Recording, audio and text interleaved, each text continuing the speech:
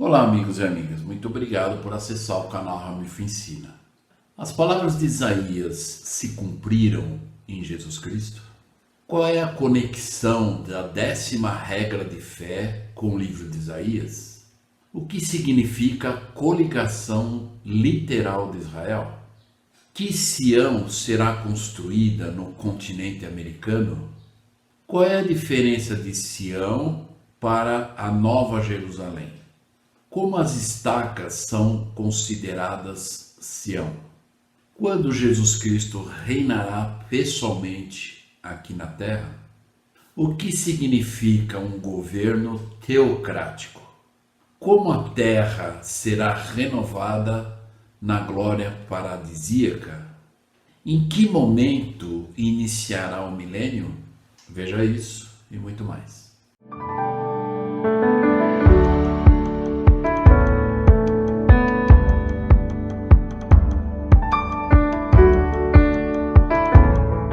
Olá, amigos e amigas, muito obrigado por acessar o canal Ramilfo Ensina.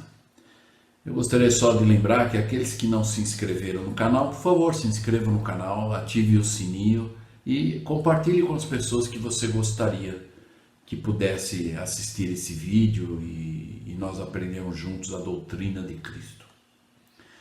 Então, nessa semana do Vem Segue-me, nós vamos estar estudando ainda o livro de Isaías e a partir do capítulo 58 até o capítulo 66. E eu gostaria só de lembrar que alguns vídeos anteriores eu já usei o capítulo 58, que eu até convido vocês a quem quiser assistir. Eu usei, na verdade, somente o capítulo número 58, onde ele fala sobre o jejum. Então, na aula 31, que já passou, que quando nós estudamos o livro de Esther, na primeira parte, eu falei sobre a importância do jejum. E eu usei esse capítulo de Isaías, número 58, onde ele aborda sobre a doutrina ou o princípio do jejum. Aqueles que quiserem assistir, eu os convido. E hoje eu escolhi abordar parte da designação dessa semana do Vem Segue-me. Eu escolhi alguns versículos de alguns capítulos de Isaías dessa designação. Mas vamos lembrar que o livro de Isaías, ele abre os nossos olhos para o que o Senhor já fez, o que ele está fazendo e o que ainda fará por seu povo. Então, que nós possamos, ao estudar o livro de Isaías, nós possamos pensar a respeito disso. As palavras de Isaías, o que nós podemos aprender do que o Senhor já fez, o que ele está fazendo e o que ele ainda, na verdade, fará por nós. Então eu gostaria que nós pudéssemos abrir o livro de Lucas e eu gostaria de convidá-los, a que nós pudéssemos ver, como nós acabamos de ver, que Isaías fala das obras de Jesus Cristo, desde o Velho Testamento, do que ele fez, o que ele está fazendo e ainda fará. E é interessante o livro de Lucas, no capítulo número 4, nós vamos encontrar uma experiência na época de Cristo, Então vamos lembrar que Isaías é mais ou menos um momento de 700 anos antes de Jesus Cristo ter nascido.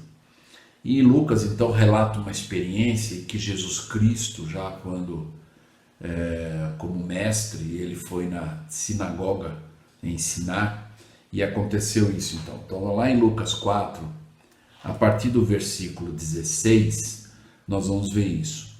E chegando a Nazaré, onde fora criado num dia de sábado, segundo o seu costume, entrou na sinagoga e levantou-se para ler, que era costume na época, que na verdade os mestres, eles faziam isso. E o que aconteceu lá foi que, quando ele se levantou então, no versículo 17 diz: e foi-lhe dado o livro de Isaías. E quando abriu o livro, achou o lugar em que estava escrito. Então é exatamente no capítulo que nós vamos ver agora, 61 de Isaías, só o versículo 1 e 2, embora eu coloquei ele aqui, que é o que está repetido no livro de Lucas. Tem apenas algumas palavras, né, modificadas, mas o sentido é o mesmo. Então vamos entender que ele levantou e alguém foi lá e deu o livro para ele de Isaías. E Cristo, conhecendo as Escrituras, ele abriu então nesse capítulo 61, no versículo 1 e 2. E olha lá o que aconteceu. Então no versículo 18 diz, então ele lendo isso, e então o Isaías diz o seguinte: o Espírito do Senhor Deus está sobre mim, porque o Senhor me ungiu para pregar boas novas aos mansos, enviou-me a restaurar os contritos de coração, a apregoar liberdade aos cativos e a abertura de prisão aos presos. No versículo 2, que é o 19 de Lucas, a apregoar o ano aceitável do Senhor e o dia da vingança do nosso Deus, a consolar todos os tristes. Então, Cristo, ele leu esse capítulo de Isaías, número 61, versículo 1 e 2, e como nós vimos aqui, que está registrado em Lucas, e no versículo 20 diz que depois dele ler isso, então, diz lá, e fechando o livro, e tornando-o a dar ao ministro que deu o livro de Isaías para ele, aceitou-se. E é interessante que quando ele se aceitou, diz aqui que os olhos de todos na sinagoga estavam fitos nele, né? Porque ele leu a Escritura. E aí então, quando ele percebeu que todos estavam com a atenção voltada a ele, ele disse então o seguinte, e começou a dizer-lhe: hoje se cumpriu essa Escritura em vossos ouvidos. Então, a Escritura que ele leu, que Isaías fala dele, Cristo, né? E claro que talvez muitos ficaram incomodados, por isso que alguns não gostavam de Cristo, achavam, porque ele estava dizendo que aquela Escritura que Isaías, há 700 anos atrás, ele estava falando dele, e é verdade. E diz lá, o Espírito do Senhor Deus está sobre mim, porque o Senhor me ungiu para pregar boas novas aos mansos. Então, desde a pré-existência, como nós vimos nas aulas anteriores, Cristo se apresentou para vir e cumprir o plano, né, a vontade do Pai. E aí ele diz lá, Isaías, enviou-me a restaurar os contritos de coração, a pregoar a liberdade aos cativos e a abertura de prisão aos presos. E essa liberdade espiritual, né, aqueles que estavam presos nas falsas doutrinas, artimanhas sacerdotais, né? E como nós vimos, e eu convido quem não viu ainda o vídeo, algumas aulas anteriores intitulada Artimanhas, né, sacerdotais. Então nós estamos explicando lá, eu estou explicando exatamente como infelizmente funcionava isso. E nos dias de hoje é assim também. E aí Cristo veio para dar essa liberdade com a autoridade de Deus, né? E ele estava dizendo isso. E apregoar o ano aceitável do Senhor, né? E aí quando ele disse essas palavras no versículo 21, fala, hoje se cumpriu essa Escritura em vossos ouvidos. Então, muitos talvez se maravilharam de ouvir aquilo e com certeza muitos se incomodaram com aquilo. E lendo então depois, posterior a isso, aqueles homens, na verdade, fazendo perseguições contra Cristo, né? Tentando pegar ele na palavra, né? E tudo mais. Então nós vamos aprender hoje esse versículo 21, então, quando em Lucas 4, quando então Cristo falou, hoje se cumpriu essa Escritura em vossos ouvidos, eu gostaria de fazer uma conexão com a 10ª regra de fé. E, na verdade, o que tem a ver a 10ª regra de fé com as palavras de Isaías? faz parte da doutrina de Cristo. E a 10ª regra de fé está falando exatamente isso, quando Cristo disse que ele foi enviado pelo Pai para consolar os contritos, de libertar aquelas pessoas, espiritualmente falando, né, presas em doutrinas falsas e doutrinas que não levavam a Deus, né? Então aí o que tem a ver a 10ª regra de fé? Então a 10ª regra de fé, para que nós possamos nos lembrar, diz: cremos na coligação literal de Israel e na restauração das 10 tribos, que Sião, a Nova Jerusalém, será construída no continente americano, que Cristo reinará pessoalmente na terra e que a terra será renovada e receberá sua glória paradisíaca. Olha que interessante as palavras dessa 10ª regra de fé, que resume. Nós sabemos que as regras de fé foi na verdade um resumo que o profeta Joseph Smith fez, básico, rápido, do que nós acreditamos. Mas é interessante como essas linhas de Isaías, né, que Jesus Cristo, quando recebeu o livro de Isaías, ele leu, versículo 1 e 2 de Isaías, capítulo número 61, tem muito a ver com essas palavras da 10ª regra de fé. Como ele mesmo disse que ele veio, que Deus enviou ele para libertar, e diz lá: cremos na coligação. E ele também, os seus ensinamentos, né, também auxiliaram na coligação de Israel. E das 10 tribos perdidas, né, e que Cristo reinaria pessoalmente na terra. Então, aqui, embora ele lendo lá, ele estava na terra como mestre, e a regra de fé também diz, não só naquele momento, mas que ele voltou à presença do Pai, e ele voltará agora, só que de forma, né, diferente. Qual é a forma diferente? Que quando, na verdade, Jesus Cristo veio na terra, até muitos achavam que ele seria um líder político, e não foi. E ele veio para libertar as pessoas espiritualmente, para ensinar a doutrina, colocar as ordenanças, né, através daqueles homens que ele comissionou e deu autoridade. E muitos acreditavam que ele seria, ou que o Messias, né, que os profetas falavam, seria um grande líder político que acabaria com a política iníqua naquela época. E não foi essa a ação que aconteceu, ou o que eles esperavam que fosse acontecer. E até o Judas, né, nós vemos em alguns registros na escritura que ele achava isso também, né, que Cristo seria um líder político que muito poderoso, e ninguém, né, mas quando ele percebeu que a mensagem dele não era exatamente o que ele imaginava que iria ser, né, e aí diz também, essa 10ª regra de fé fala quando da segunda vinda. Então diz que Cristo vai reinar aqui na terra, né, na segunda vinda. E nesse momento que Cristo voltar, quando ele voltar na segunda vinda, ele vai então voltar com todo o poder e autoridade. E não vai ser mais um regime como hoje nós na política diz, na verdade, democrático, mas vai ser teocrático. E o que é então a teocracia? Então nós vamos ver parte por parte dessa regra de fé. Então, embora aqui rapidamente a gente pode falar até de cor, né? Mas eu gostaria de na verdade, entender, e é o que eu consegui estudar e extrair, parte por parte dessa regra de fé.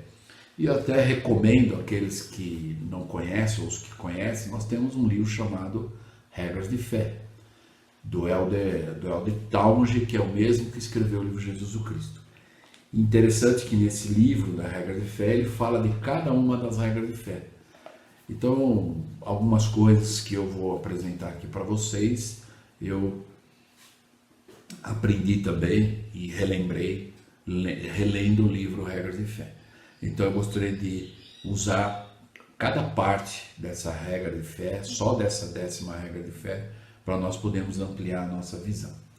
Então, a primeira parte da regra de fé, dessa 10ª regra de fé, eu gostaria de usar então. Cremos na coligação literal de Israel e na restauração das 10 tribos.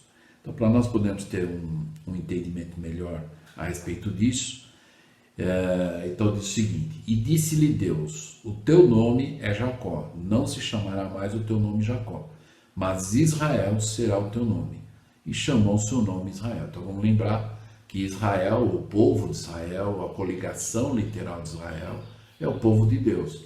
E vamos lembrar que o profeta Jacó então foi mudado o nome dele, e o Senhor então disse que o nome dele, a partir daquele momento, seria Israel. Então, o povo de Jacó, o povo de Israel. Então, que somos nós, os seus descendentes. Então, vamos lembrar que Jacó ele recebeu as bênçãos, né? E através das ordenanças que nós recebemos dentro da igreja, o nome de Jacó está junto, né? E aí diz: porém, este nome e título, outorgado sob condições de solene dignidade, alcançou uma aplicação mais extensa e chegou a representar a posteridade de Abraão, pela linhagem de Isaac e Jacó. Então, vamos lembrar que as ordenanças, muitas das ordenanças que nós recebemos, é em nome de Abraão, Isaac e Jacó. Espantoso como foi o castigo decretado sobre Israel pela sua desobediência, que resultou em seu desmembramento como nação. Então, como nós estamos estudando no Velho Testamento, nós estamos vendo que houve esse desmembramento, né, da nação, né, do povo. E apesar da severidade com que os denunciou aquele ser que se deleitava em chamá-lo seu povo, em todos os sofrimentos e privações. Então, continuando: enquanto vagaram como párias entre as nações estrangeiras, que não cessaram de tratá-los com injúrias e insultos, quando sobre a terra o seu próprio nome se converteu num escárnio e opróbrio. Foram sustentados pela palavra certa da promessa de que um dia de gloriosa libertação e bendita restauração os esperava, e que é o que estava sendo pregado do Messias que chegaria, né? É razoável, pois, encontrar revelações e profecias a respeito desse assunto, tanto nas escrituras modernas como nos escritos inspirados da antiguidade. Dirigindo-se aos elders da igreja nessa dispensação, o Senhor dá a conhecer seu propósito de juntar o seu povo novamente. Então nós vamos ver que isso tem essa conexão, né? Que é a coligação de Israel, por isso que diz lá, né? Como que vai ser essa coligação? Então nós vemos hoje em Doutrina e Convênios, nós vemos várias escrituras que falam sobre essa coligação. Então, é pois evidente que o plano de coligação compreende, primeiro, a coligação do povo de Israel na terra de Sião, dentre todas as nações da terra. Segundo, o regresso dos judeus a Jerusalém. E o terceiro, a restauração das 10 tribos perdidas, né? Que na verdade, às vezes, a gente ouve falar muito das 10 tribos perdidas, mas estão perdidas para nós, porque o povo, cada um foi para um lado, mas para Deus ele sabe onde todas essas pessoas estão.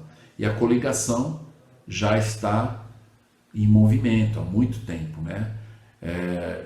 Nós temos observado essa ênfase pelo presidente Nelson, né? Em que cada ato que nós fazemos, indo no templo e outras coisas, nós estamos ajudando nessa coligação literal de Israel. Como se disse antes, depois de visitar os nefitas, Cristo ressuscitado foi ministrar a eles. Seu regresso representa uma parte muito importante da coligação. Então, lembrar que depois que Cristo morreu, ressuscitou, ele visitou os nefitas, como o livro de Mórmon registra, né? E isso também faz parte. Lá fala sobre, vamos lembrar que o próprio Cristo, ainda quando ele estava ensinando aqui na terra, pessoalmente, ele disse que ele tinha outras ovelhas que não eram desse aprisco, mas que convinha a ele buscá-las. E lá no livro de Mórmon também ele fala isso. Quer dizer, então ainda haveria outras ovelhas, além do povo do Oriente e do Ocidente haveria outras ovelhas. Então, uma das características da dispensação da plenitude dos tempos, né? Na verdade, segundo a expressa e repetida afirmativa de que seu êxodo do norte, as 10 tribos serão conduzidas a Sião, onde receberão as honras, né? Então, cremos na coligação literal de Israel e na restauração das 10 tribos. Então, em resumo, por causa do nosso tempo também, não dá para eu usar muito do tempo para esboçar só, mas eu aconselho aqueles que desejarem estudar o livro Regras de Fé. E aí, quando você for buscar, então notem aqui que ele fala de cada regra de fé. Ele explica o Elder Townsend, né? Então, isso aqui só do que eu esbocei aqui é uma parte daquilo que está nesse livro e que nós podemos ampliar nossa visão para entendermos essa coligação de Israel, que já está acontecendo e como elas vai chegar ao fim um dia, ok? Uma outra parte da 10ª regra de fé, então o primeiro parágrafo que eu separei é: cremos na coligação literal de Israel e na restauração das 10 tribos. O segundo parágrafo da 10ª regra de fé que eu separei é que Sião, a Nova Jerusalém, será construída no continente americano. Então nós vamos entender aqui algumas coisas sobre essa Sião ou Nova Jerusalém, ok? 2 lugares de reunião, Sião e Nova Jerusalém. Algumas passagens que foram citadas a respeito da dispersão e subsequente concentração de Israel se referem a Jerusalém, que vai ser restabelecida, e outras a Sião, que vai ser edificada. Não é? Então, porque, como nós já conhecemos na Escritura, porque de Sião sairá a lei, e de Jerusalém, diz, a palavra do Senhor vai sair de Jerusalém. Então são 2 lugares. Esta Sião do continente oriental, que é Jerusalém, geralmente se aceita que por derivação Jerusalém significa o fundamento ou a cidade de paz. Nós o conhecemos pela primeira vez como Salém, ou a cidade de Salém, né? Que vem então de Jerusalém, onde morava Melquisedeque, sumo sacerdote e rei a quem Abraão pagou dízimos, né? Lá em Gênesis 14, explica sobre isso e fala dessa cidade de Salém, né? Então, ainda sobre a Nova Jerusalém e Sião, que vai ser construída, Moroni, o profeta, em seu resumo dos escritos de Éter, disse, referindo-se a esse país: e era aquele o lugar da Nova Jerusalém que desceria dos céus e do sagrado santuário do Senhor. E acrescenta: eis que Éter viu os dias de Cristo e falou a respeito de uma nova Jerusalém sobre a terra.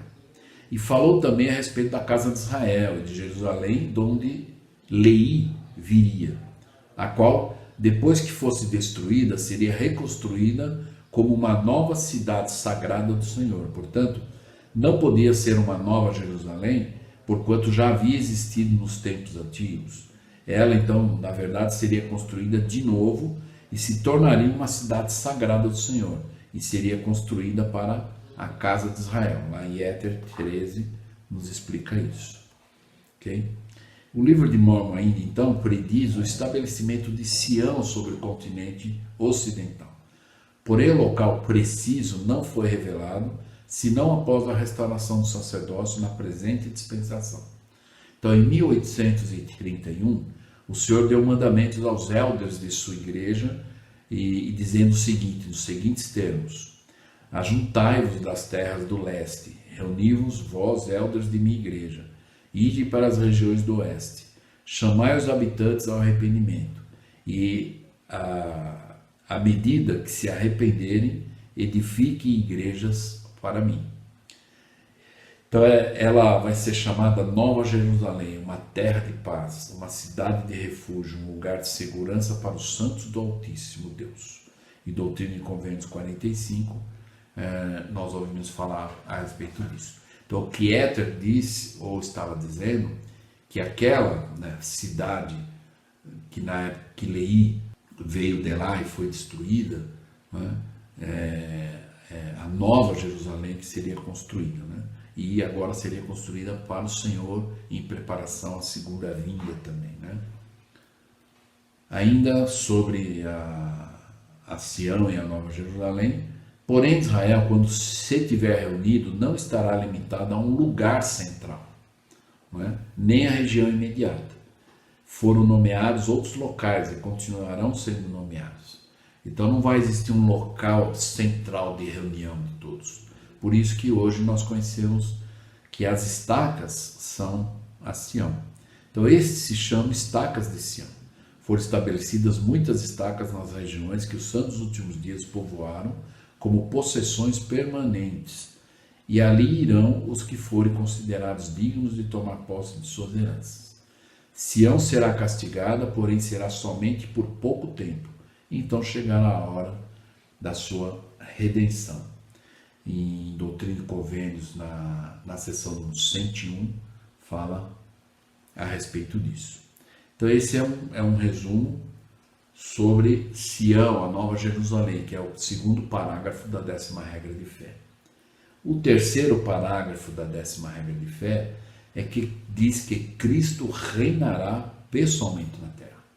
E o que isso realmente significa? Eu me lembro quando eu era da primária, para nós podermos, quando a gente saía da primária, tinha uma reunião lá onde o bispo convidava uma criança para falar uma das regras de fé de cor, uma das 13 regras de fé. Porque na primária a gente aprende a decorar as regras de fé.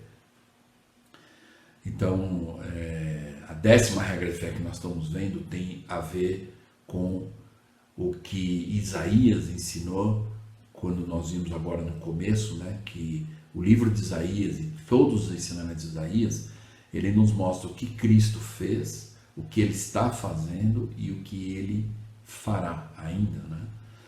Então, que Cristo reinará pessoalmente na terra. Então, de certa forma, ele já veio, na verdade, pessoalmente, quando ele nasceu, ministrou, ensinou, preparou, deixou os seus apóstolos e os líderes, né? E haverá uma segunda vinda, né? Mas só que essa segunda vinda, ele vai reinar pessoalmente sobre a terra, para aqueles que forem justos estarão nesse momento também. Então, mesmo os que recusam a doutrina da divindade de Cristo e se negam a aceitá-lo como seu Redentor, admitem os atos de sua vida maravilhosa e reconhecem o efeito incalculável de seus preceitos e exemplo na vida humana. Eu queria pedir desculpa aqui que está escrito errado aqui ao contrário, né, a palavra, o nome de Cristo, mas o mais importante aqui é que nós possamos entender, mesmo aqueles que se recusam, né? Mas se eles se arrependerem, se eles buscarem e escolherem Cristo como seu Redentor e Salvador, eles também terão esse privilégio. Então, continuando, diz, Jesus ensinou aos discípulos que sua missão na carne seria de curta duração e que de novo viria à terra. Lemos que eles lhe fizeram a seguinte pergunta. Então, em alguns momentos no Novo Testamento, nós vemos esse registro lá em Mateus. Então diz, dize-nos quando serão estas coisas, e que sinal haverá da tua vinda e do fim do mundo? Então os próprios apóstolos perguntaram isso. Então, na verdade, o livro de Mateus 24, de certa forma, ele fala da preparação ou o que vai estar acontecendo na segunda vinda, né?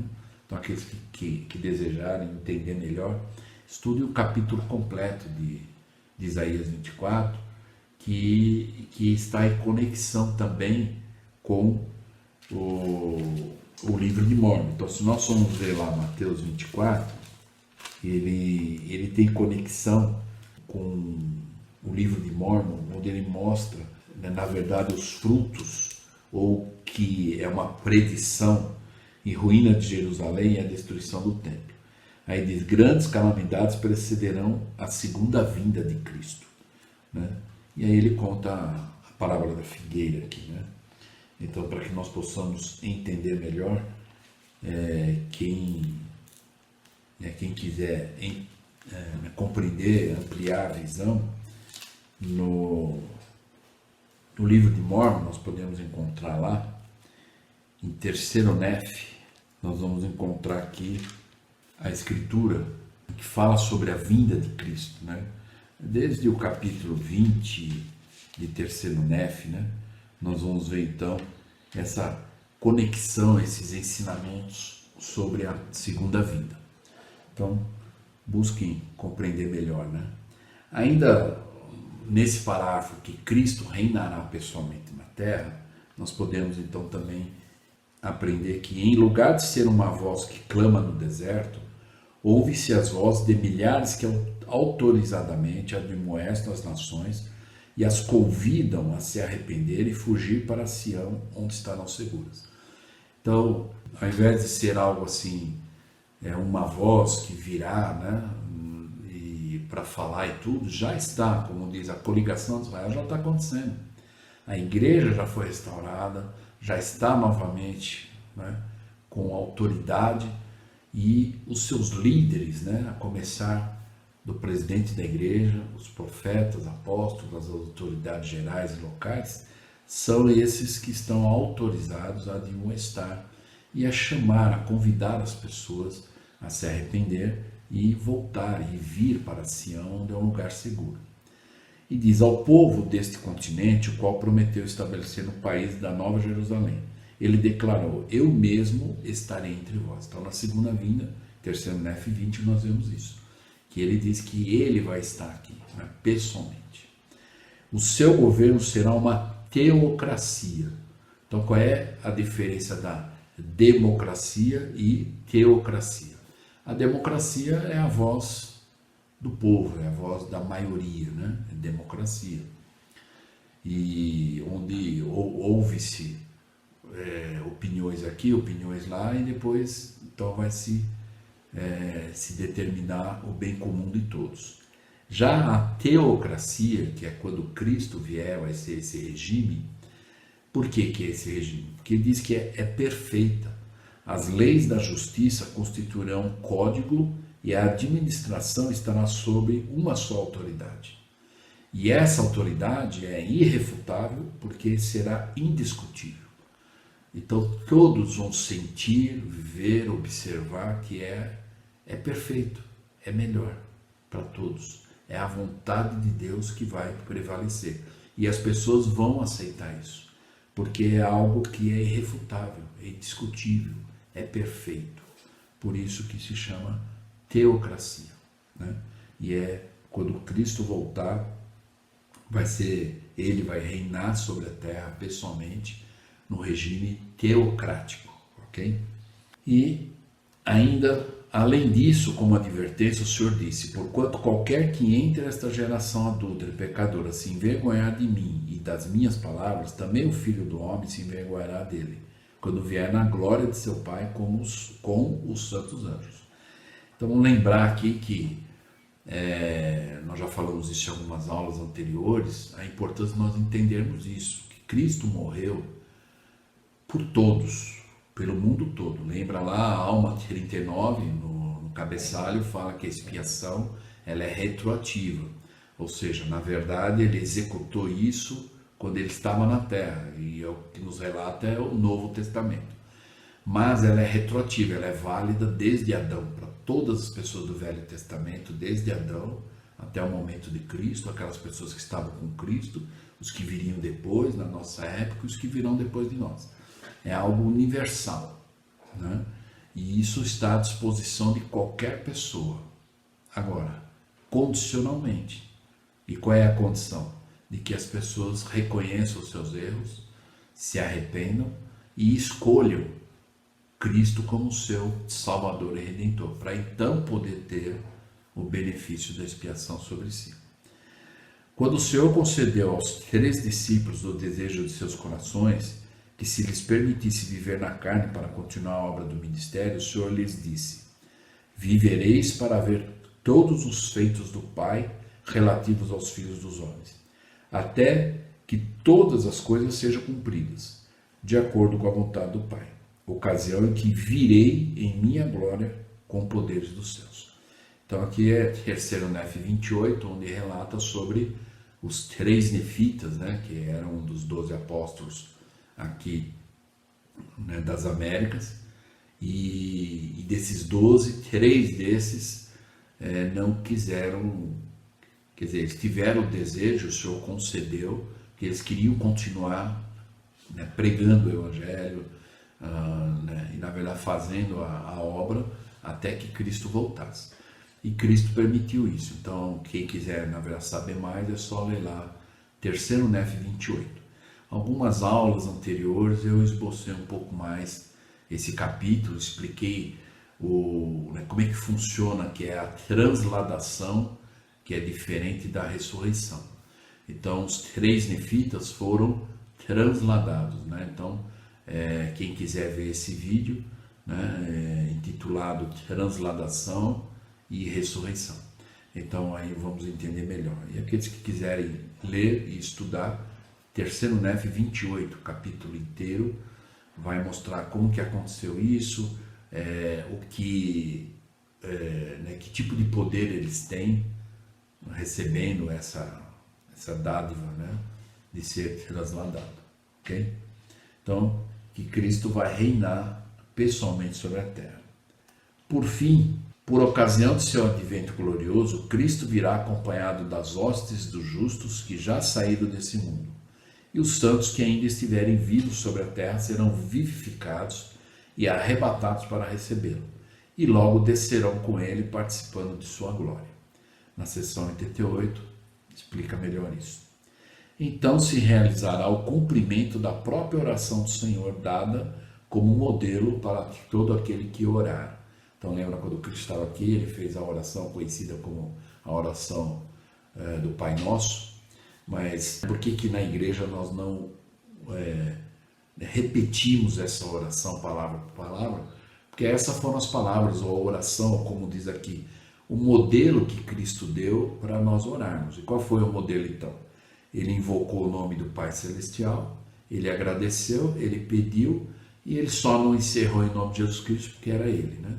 Então esse é os passos da oração que nós conhecemos. Invocar o nome do Pai, agradecer, né, aquilo que nós quisermos, pedir e encerrar em nome de Cristo.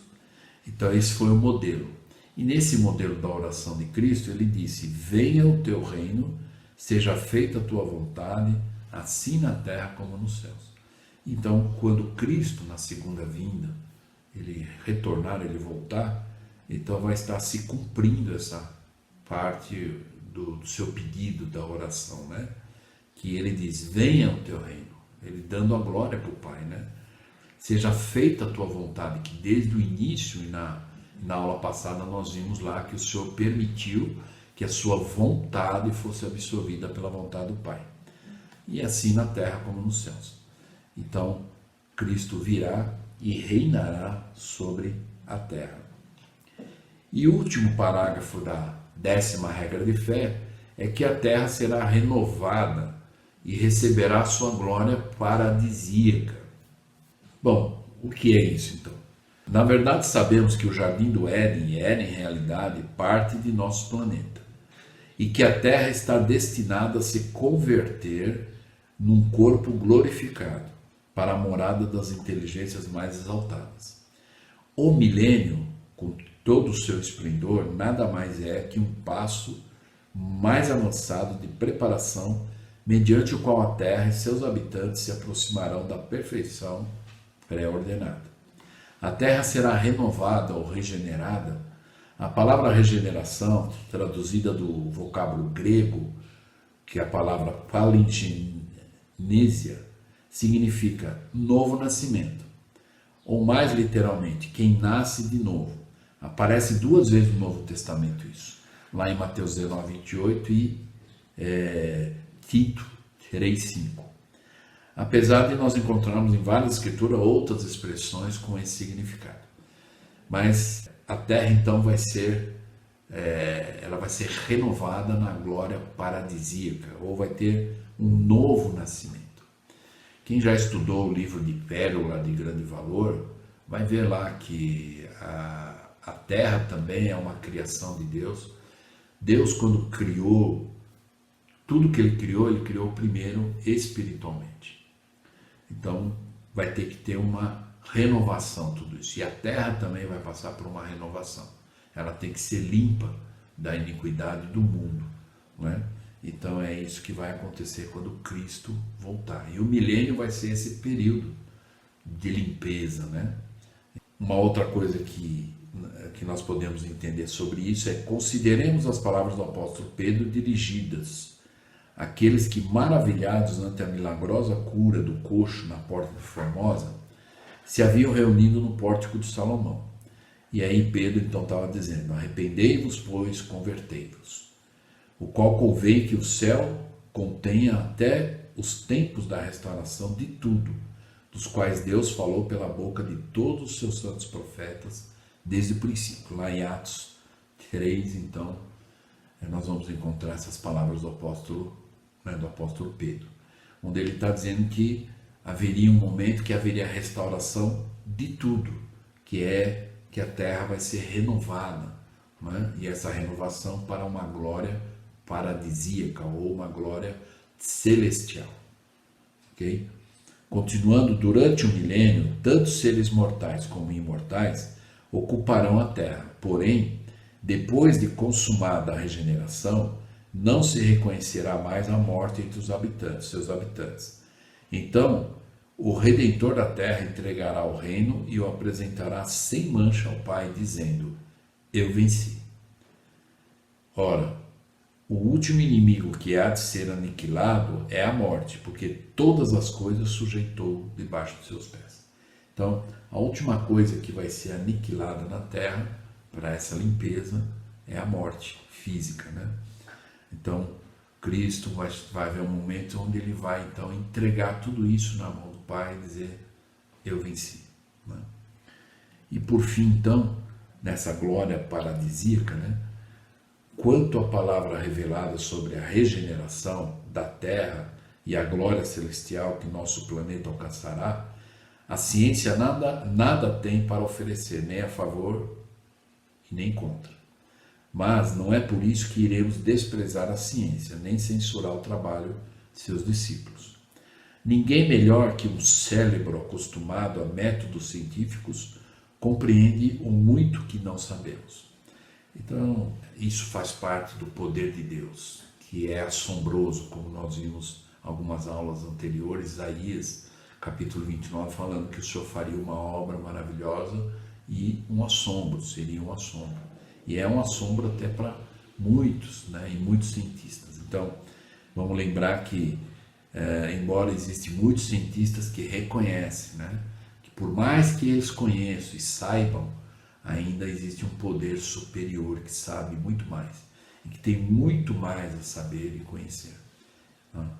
Então, para aqueles que desejarem ampliar melhor a visão dessa 10ª regra de fé, lá no livro Regras de Fé, da página 287 a 356, existe uma explicação do Elder Townsend excepcional. Então, eu os convido a ler então o livro Regras de Fé. Aqui eu dei apenas uma visão geral, né, para nós podermos entender então essa conexão da 10ª regra de fé com as palavras de Isaías, né? Então eu espero que nós possamos ter aprendido e ampliado a nossa visão, e até a próxima parte dessa aula.